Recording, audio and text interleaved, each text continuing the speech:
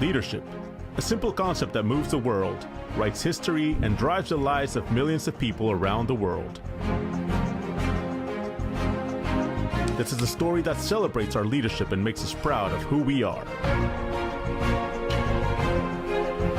Today, Latino Leaders Magazine crosses the path of the same leaders we've been interviewing for more than 18 years, making all of us that work at Latino Leaders Magazine proud of our past and excited about our future. Latino Leaders Magazine is confident that we will continue to inspire the leaders that will write the future pages of our history. We have witnessed the enormous potential and value of Latino leaders. Now, Latino Leaders Magazine wants to continue to serve them by connecting these leaders and thus inspiring the future. Ladies and gentlemen, please welcome your host and publisher of Latino Leaders Magazine, Mr. Jorge Ferraiz. Good evening. I am Jorge Ferraiz, publisher of Latino Leaders Magazine, and it is my privilege and honor to welcome you to the first ever Latino Leaders Maestro Awards in Phoenix, Arizona. You know, Arizona and many of the cities have been giving us great stories of leadership over the years. So for us, me and my team, it's a great opportunity to come and start this ceremony here to showcase the fantastic leadership we have. I want to thank our sponsors, Southwest Airlines and JP Morgan Chase, for supporting this effort to bring the Maestro Awards to Phoenix for the first time. I'm sure this will become a tradition, as in the other cities that we have Maestros. For now, I want to welcome again and make sure that you enjoy these fantastic stories of leadership that we have tonight. Welcome. At Southwest Airlines, when we come together to lift each other up, the heart of the community thrives.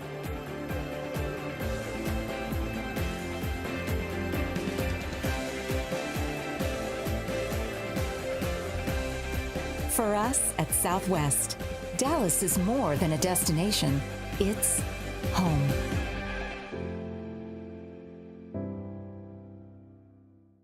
Jorge, thank you for bringing us together this evening. You and your team connect leaders and inspire others through your publications and events. And to this year's award recipients, congratulations! Tonight, we celebrate you, your service to our communities, and your many accomplishments. I'm Laura Nieto, and I serve as the Director of Community Outreach at Southwest Airlines. At Southwest, we believe in loving people, building resilience, and living responsibly by investing in diverse partnerships and programs that help accelerate social, environmental, and economic advancement in our communities. Through our longstanding partnership with Latino Leaders Magazine, we've been able to see firsthand how the power of celebrating Latino success stories can inspire the next generation of leaders. Tonight, I'm honored to recognize Mr. Ramiro Cavazos, President and Chief Executive Officer of the United States Hispanic Chamber of Commerce, America's largest business advocacy organization for Hispanics. Mr. Cavazos is a decorated leader committed to championing bipartisan solutions that generate wealth to advance economic opportunity for the Hispanic community. And here's a fun fact. In 2015, the King of Spain bestowed upon Mr. Cavazos the Order of Isabel the Catholic, its highest honor given to a non-Spanish citizen for his service as a business advocate to expand the binational economic relationship between the United States and Spain.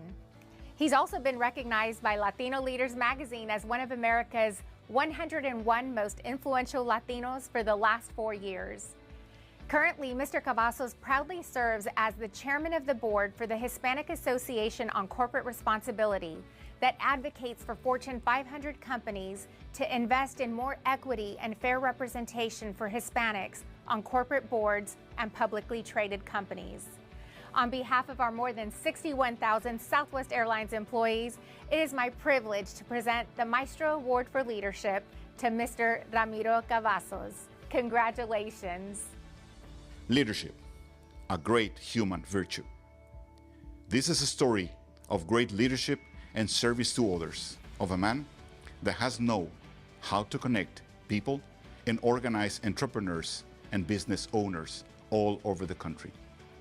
A man that is admired and recognized for his work.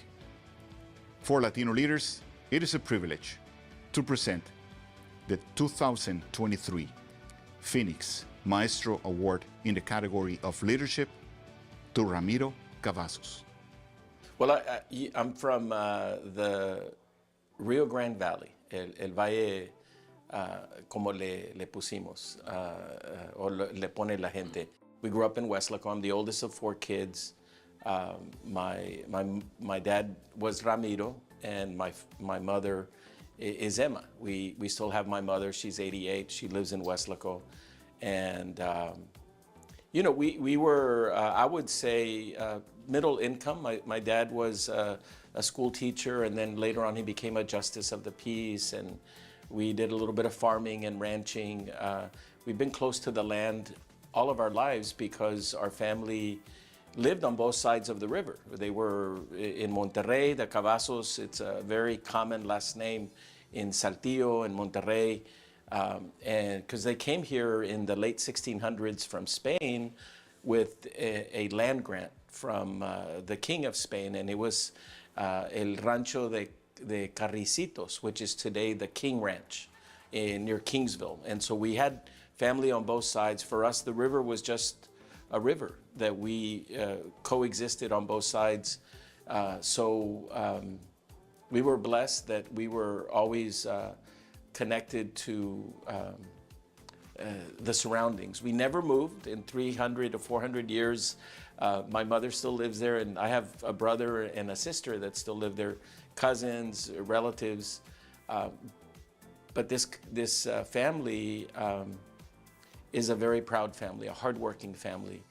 When I went off as the oldest to college, it was just natural for me to try to be like my family, to be like these wonderful mentors of mine, my father and my mother, and my tios and my tias. And so I was very fortunate. I was not a farm worker. Most of the people growing up in the valley were tied to agriculture and worked seasonally up north in Michigan and other places. And they struggled because they'd come back to school after it started, or they had to leave early before school ended to go off. And I was very fortunate that I had stability. I had, those mentors throughout my family, and very proud to want to achieve things for others. Since my dad was also an elected official, it was just natural for us to want to serve others. The best part is the satisfaction that I see and experience in my shoes when I visit a chamber of commerce around the country, whether it's Orlando or whether it's Phoenix or any chamber. We have 260 Latino chambers around the country, and there's nothing more satisfying than someone that feels that someone else cares about the work that they do. And as a representative of the United States Hispanic Chamber of Commerce, to also not just care, but to share the wealth. I mean, when we get funded by corporations, we always make sure that we leverage those resources with the marketplace that those companies are seeking. And then just the pride and joy of everybody feeling that we have power. And I think that's the only thing that holds our community back is that we are not owning the strength of our community. We're 20% of the population, close to $3 trillion in GDP, 5 million Latino-owned businesses. We are unstoppable, but this economy needs us to continue to grow, or else it will become a stagnant economy. So we need to fix some basic fundamental things. Thanks to my boys and my wife, they keep me young every day. because I have young boys, they're 14 and 17, I know I'll be working for a while to get them through college. And my work is not done with them, so I have a motivation to stay involved. I'm not ready to retire. I don't know how people retire, to be very honest with you, because I think that if you're still excited about work, I think it keeps you active and keeps you young also. So what's ahead? I would love to continue to do this work for the United States Hispanic Chamber of Commerce. I'm wrapping up a 5-year contract. I also need to say that I want to create an organization that it doesn't matter who's the CEO. It doesn't matter who's the chairman of the board. It's an American institution serving Latino business, and it's the best organization nationally providing advocacy and small business services and creating wealth for our community. We don't do what we do at the expense of anyone. We do it to lift up a community that has all the power in the world within its means to be successful, but others have not championed or invested in or respected. And so for me, our work continues, but I want to build something that the day that comes when I decide to do something else or step aside, that it is an institution that is the strongest at supporting our small business community.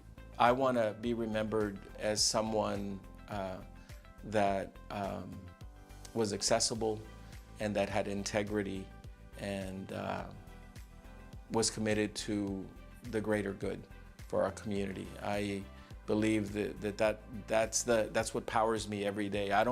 What I don't do for myself. I do it because of that satisfaction of saying, look, there's a great article in Latino Leaders magazine that talks about a humble beginning entrepreneur, and now they're a Fortune 1000 firm, and it's a Latino-owned firm.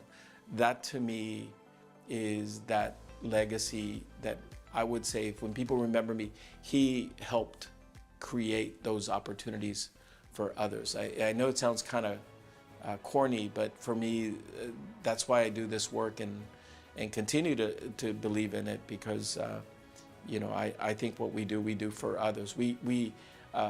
A rising tide lifts all boats also, but we rise, I believe, in this work by lifting others. And for me, I really believe in that.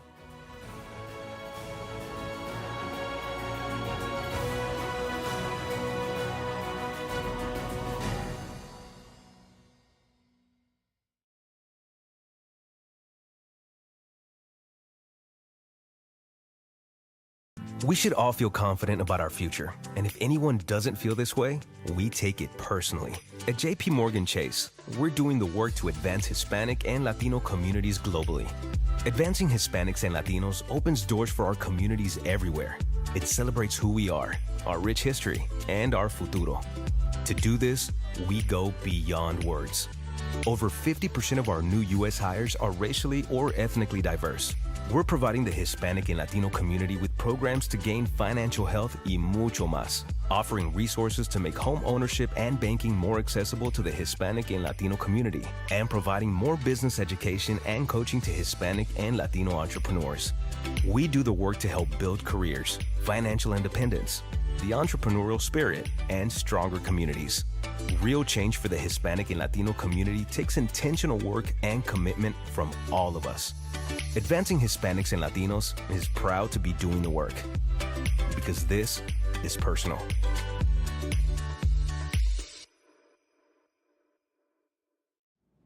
Buenas noches a todos.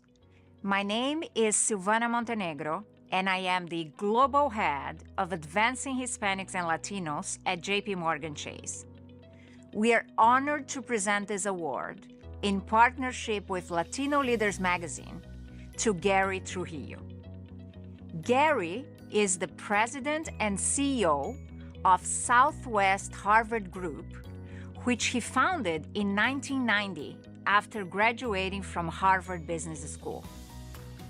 Gary has over 30 years of significant experience as a financier, founder, CEO, and corporate board member. In addition to his outstanding entrepreneurial career, he has been actively committed to supporting educational issues.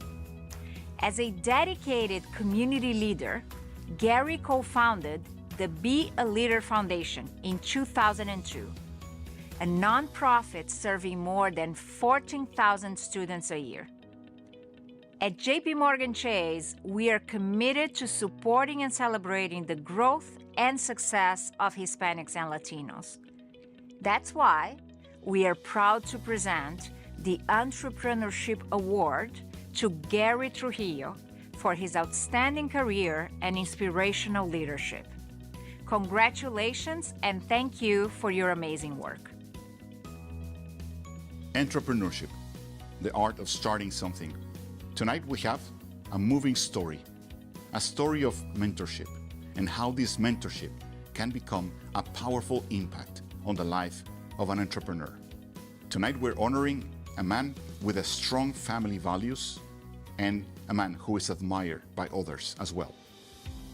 It is a privilege for Latino leaders to present the Maestro Award in Phoenix 2023 in the category of entrepreneurship to Gary Trujillo. I was born and raised here in Arizona, and I'm a fifth generation Arizonan. My family came here in the late 1800s from Hermosillo, Mexico. And so we have a lot of history here. And it's not uncommon for us when we have our annual Easter gatherings to meet cousins that I didn't even know I had. It's just an extension of family here. We really believe in, just family is everything, right? And so we have generations of family, and our son and Alex and Sophia, our daughter, are sixth generation Arizonans. So anyway, so we've been here a long time. Went to school here in Arizona, went to Roosevelt School, St. Mary's High School, and then Arizona State University. And so after college, I went to New York City and started my investment banking career. So I was very blessed to have wonderful mentors who led me to do things I would have never thought of doing. When I was an 8th grader, I met an individual by the name of Pete Garcia. I was playing basketball in the local park, and this guy hollered over to me. He was actually lining the baseball field for Little League, and he hollered over to me and he said, "Hey, come help me line the field." And I'm sure I was a cocky 13-year-old kid, you know. And I said, "No, I'm playing basketball." And he said, "Well, if I play you and I beat you, will you help me?" And so I played him and he beat me. And so I helped him. And that was when Pete became, unbeknownst to me, he became my mentor. He started to get very involved in my life and a very critical person. And so Pete is the one who started initially, right? So I went to St. Mary's High School, and my senior year, he had told me every year for 4 years, "You're going to college." He encouraged me to get involved in clubs and activities. And Pete is the one who really transitioned me from high school to college. And so when I was in college, I ended up with my second mentor. His name was Al William Seidman. He was the dean of the College of Business. And Bill kept telling me, you should think about high finance. And I was an accounting major. But I went to him and I said, "Hey, which of these accounting firms should I go to?" And he said, "None." He said, "You're an extrovert, you're a people person, and you should go to Wall Street." And I said, "I don't know anything about Wall Street." I grew up in a very humble family in South Phoenix, Arizona. And he said, "You need to prepare. I'm going to set up a few interviews for you in New York City." And so I ended up going because of Bill. Bill literally set up interviews for me. And I ended up going to work for Solomon Brothers in New York City. So because of him, because of his personal interest in me, because of his mentorship, I did something that I would have never thought of doing on my own. So for 7 years, I became an investment banker, worked in New York, worked in San Francisco. And then again, Bill told me, he came to my home in San Francisco one day, and he always used to say, hey, let's go eat Chinese food when he'd come to San Francisco. But if he said, let's order in, it meant that I was going to have a learning experience. So Bill said, hey, let's order in. So I pick him up at the airport. We go pick up the Chinese food. We go to my home. And he starts to tell me that it's time to go back to school. And I said, Bill, I'm done with school. I'm making all this money. I'm helping my family. My parents are really happy with what I've been able to do to help them when they're home. And he said, no, you don't understand. You don't know what you don't know. And I said, well, but I haven't taken the GMAT. I'm really not interested. So he did this. Whenever he put his finger up, it meant, now it's time to listen. So he said, here's what you're going to do. You're going to apply to an MBA program, and I'm going to pick it. And so he reached into his briefcase, and he put an application on my kitchen table, and it was Harvard Business School. And I said, I can't go there. And he looked at me and he said, why? Who told you that? I said, well, that's how I feel. And he goes, you can't feel that way. He said, remember, never ever say no for others. If it's not meant to be, they will say no for you. And he said, I'm going to write your recommendation letter tonight. You're going to read it and approve it. And then you're going to fill this application out. And we're going to see what happens. Let's see what happens. So I did. And voila, I got lucky. He supported me, he encouraged me, and I got accepted. And that's how I ended up going to Harvard Business School. Like Pete, I would have never gone to college without Pete. I would have never gone to Wall Street without Bill Seidman, and I would have never in my wildest dreams thought of applying to Harvard Business School. So these individuals were very critical in my life. In terms of giving back, it's very important to me and our family. And in 2002, Melissa and I decided to sell all of our businesses and to reinvest in our community. And so we decided to start our family foundation called the Be a Leader Foundation. Now, what's significant about this is that everything that we do is very similar to what Pete Garcia did for me. And Pete would always, his nickname for me was Leader. But he would also, whenever we talk, he would look at me, and at the end of a conversation, he would always say, hey, remember, be a leader. And so we named the foundation in Pete's honor. That's why it's called the Be a Leader Foundation. And so what we do as an organization is we help inner city kids, mostly Latinos, but we help everybody and anybody, but we help them start to begin to think about college in the 7th grade. Very similar to what happened with me and Pete. And so we have a 7th grade program, an 8th grade program, a high school program, and a college program. And so we've had these kids at very early age and start to inspire them and get them to become aware of the possibilities. In fact, this year we have had 20 of our Be a Leader alumni go to Harvard Business School. Inner city kids right here from Phoenix, Arizona, who have gone through the process and have either completed or are currently in the program. So we're very proud of these kids. But the foundation was based on helping kids early and often, helping them understand that the value of who they are is what they decide they want to make of it. Whatever they want to be is what we encourage them and support them and raise them up to be successful. I would like to be remembered like I remember Pete and Bill, as somebody that took the time to care, somebody who took the time to support, and somebody who cared enough to hang around into the future.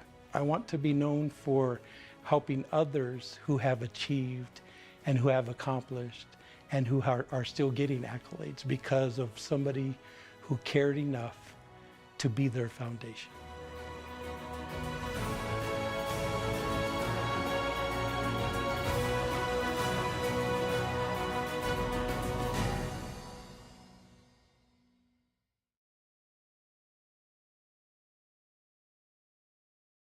Innovation, the art of seeing into the future. Tonight we have a great story of a man with a passion for tech and a man with passion for professionalism, and how these two virtues have catapulted him into a long story of a corporate career and later a very successful entrepreneurial career. The Latino Leaders Maestro Award in Phoenix 2023 is presented to Jose Alvaro Avalos. I was born in a small city, a very old city in Mexico. In fact, last week it celebrated its 470th anniversary. It's called La Barca, Jalisco. It's about 1 hour from Guadalajara, Jalisco in central Mexico, right next to Lake Chapala. When I was about 12 years old, we immigrated to Chicago. We arrived to Chicago in 1978 on July 4th. And I went to high school in Chicago in Pilsen. Then I went to the University of Illinois in Champaign-Urbana.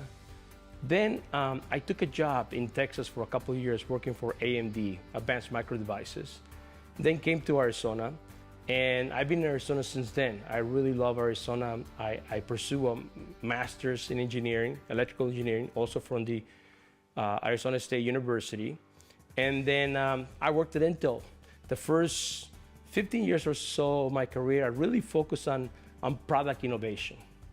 And then I switched to business, and I really focused on creating new businesses using product innovation. And that's been my passion for the last 22 years. I was the product engineer for the flight computers for military planes, US military planes. So that was a really exciting job. And then after a while, I decided to pursue my master's in engineering here at ASU. And the first 15 years of my career, I focused on product innovation, and I had jobs of increased responsibility in engineering. And then I decided to switch to business. I really enjoy product innovation. And you know, innovation, it's simply introducing something new. And I realized very quickly that it wasn't that complicated. People make it look like it's really complicated to innovate new things. But if you put in place certain principles and certain capabilities in your organization, you're able to innovate. First of all, you need diversity of ideas. This is why diversity is so important, and we always talk about diversity in business. You need diversity of ideas. You need people that have different experiences, different backgrounds, they can come up with different ideas. Then the next thing that you need is you need to build an inclusive environment for everybody so that everybody feels comfortable with failing, with making mistakes.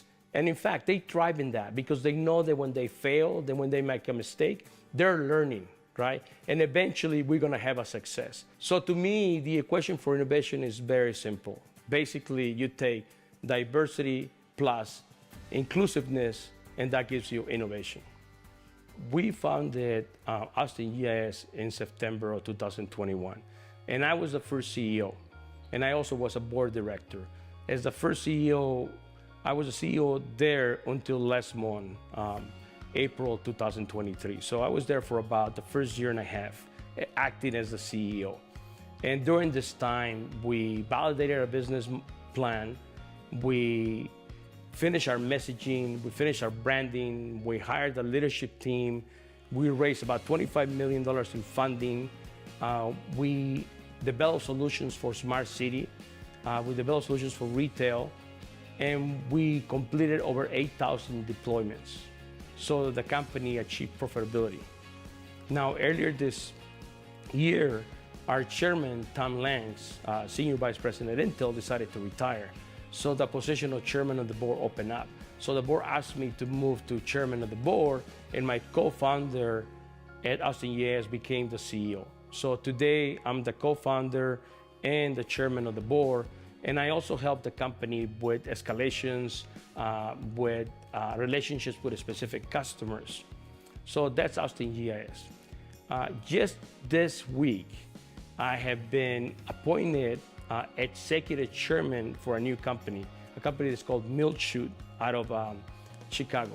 And this company is addressing a multi-billion-dollar problem with last mile delivery of packages.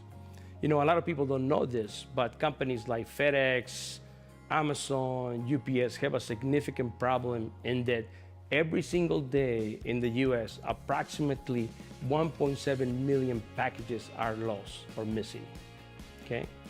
That costs the brands and the retailers over $200 million a day.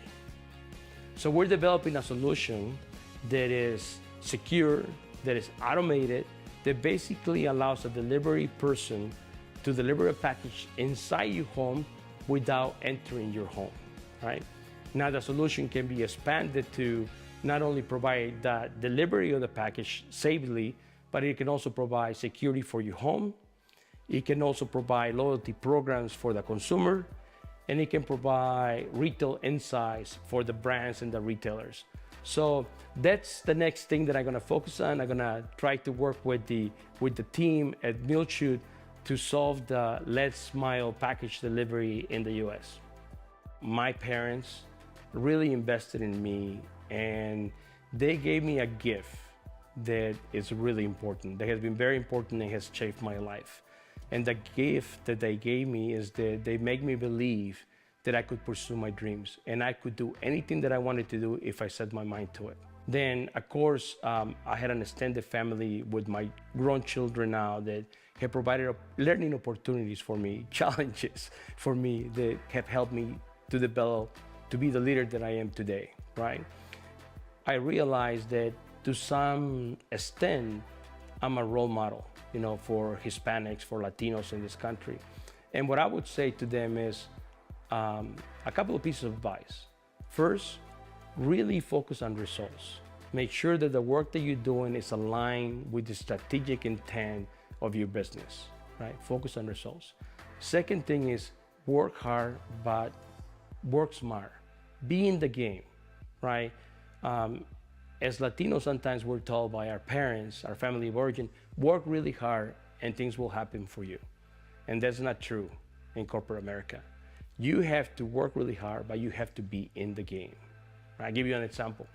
If you know that there's a reorganization happening in your org, right? Don't sit back and say, I'm working really hard. I'm sure my boss and his boss are gonna take care of me, right? They're gonna give me another opportunity. That's not the case. So what I'm saying is, be in the game. Instead of waiting for them to decide your future, go talk to them and say, look, I hear that we're reorganizing. Can I help? What problem are you trying to solve? Can I be part of the solution, right? Be involved. So I would say work smart. And then the third thing that I would say, always focus on learning. Always keep learning, right? So why do I keep going? I think there's very few Hispanic CEOs, board of directors, and chairmen in high tech in this country. And I want to show everybody that they can do it.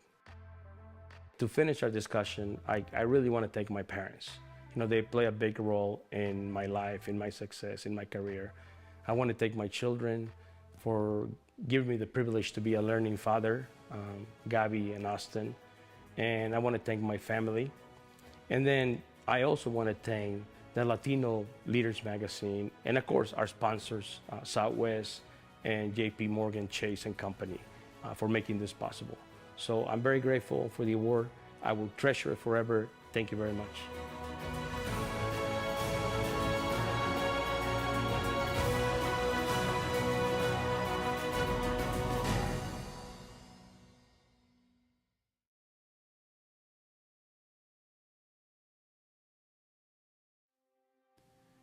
Professional achievement, the capacity of building an outstanding career. And this is precisely the case for our next awardee. A well-known professional with a strong commitment to serve and give back. A man whose reputation precedes him and an icon on the Arizona Latino community. That is why Latino Leaders is proud to present the Maestro Award in Phoenix 2023 in the category of Professional Achievement to Tony Astorga. I was raised in Arizona mining communities of Ray Sonora and Superior. I come from humble beginnings and had the misfortune of my father getting killed in a car accident when I was only 5 years old. But I was blessed to have a mother, a nana, a nina, that taught me family values and gave me and continue to give me spiritual support. I went to high school in Superior, where the teachers and my counselors encouraged me to do well in school, and was fortunate to get scholarships to go to Arizona State University with a major in accounting. At the university, the head of the accounting department became my mentor and pretty much was an influencer throughout my accounting professional career. Now, after I graduated from ASU, I went to work for KPMG CPAs, a very large CPA firm, and I did that for about 5 years. And then I opened my own firm, and I had my own CPA firm for about 12 years, where I grew it to about 21 people. And then I also was very involved in the business community and served on various boards, including the Blue Cross Blue Shield Board of Directors. And while I was on that board, they gave me and offered me an opportunity to become the Senior Vice President, the CFO for the company.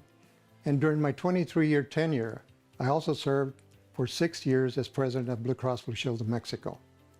Now, the Blue Cross Blue Shield team really encouraged me to participate in the community. So I was involved as a board of director on many organizations that served a lot of worthwhile causes. And so that was how it pretty much developed a lot of my success. Now, in retirement, I continued to be involved in organizations as a board member or as a consultant, and have received many awards during my career. But my journey would not be complete without the moral support of my wife, Milena, my daughters, who have made a big difference in my life. With their influence, I sort of have dedicated myself and our foundations to support organizations that sort of focus on educating our youth, those that bring positive awareness to the community. And one of the things you mentioned was this began with an end in mind. It's also part of my life in the sense that if you ever read the book, which is by Stephen Covey, 7 Habits of Highly Effective People, there's in the book it talks about what would your parents say about you, what would your peers say about you, what would your friends say about you at your funeral. Well, I worked in a funeral home, and I remember working a lot of those memorial services, and people would talk about all the accomplishments a person did in their life. And I don't know if that was subconsciously in my mind when I was doing things, but it was sort of part of that, begin with an end in mind, because you can begin the day with an end in mind, you can begin the year and your lifetime with an end in mind. So I have 2 foundations, so I wanted to give more to our community. My wife, we have one foundation that helps, and the Catholic Community Foundation that helps children from parochial 8th through 8th grade to go to parochial grade school from disadvantaged homes. And then I also wanted to, I have another foundation, the Arizona Community Foundation, that helps sort of social service, education, and arts and culture. And my wife manages that. So for the most part, I wanted to do that. And then I was also on several boards, paying boards that were doing well, so I didn't think I was set for life. But then folks started soliciting my experience, and I started, as you know, you and I both went on the Cancer Treatment Centers of America. We went on the advisory board, but then I got an opportunity to actually be their advisor for 18 months, helping them to promote the residents of Mexico to use the facilities in the U.S. And that was part of that process. I was always being solicited to serve on some board or some advisor, and that's one of the things that kept me occupied and keeps you. I always say to people that it keeps you out of trouble, and the worst thing can happen, they fire you. I've been recognized many times over, and have, at least continued to mentor others. I do believe that that's something that I still enjoy doing. In fact, every time I do work in an organization as a consultant, I identify individuals that I like to mentor and hopefully make them future leaders. And I still enjoy doing that. Of course, I do enjoy traveling. We travel a lot. We have a vacation plan, so we're able to do a lot of traveling. But for the most part, I think I've had a good run. I've privately had meetings with the Pope. I have met Sister, all these famous, supposedly, people. And so I've had a good opportunity, and some of us think about what tomorrow brings, but I just live for today, and tomorrow will come. And with that, I want to leave you with a message that everyone wants to be part of something good. I truly believe that positive influences change mindsets and attitudes. It encourages our children to join the right kind of gangs, like the Boy Scouts and Girl Scouts, and hopefully become our future leaders. That's what it's all about. It's all about encouraging others to get involved and to do something good. Hopefully, with continued positive support, they will make a difference in the lives of our children, and also make our communities a better place to live. Now, finally, I will end with my favorite quote, begin with an end in mind. So begin your journey with an end in mind. Work hard, help others in need, help others succeed, get involved in community and make a difference. Thank you for this recognition. I am very honored.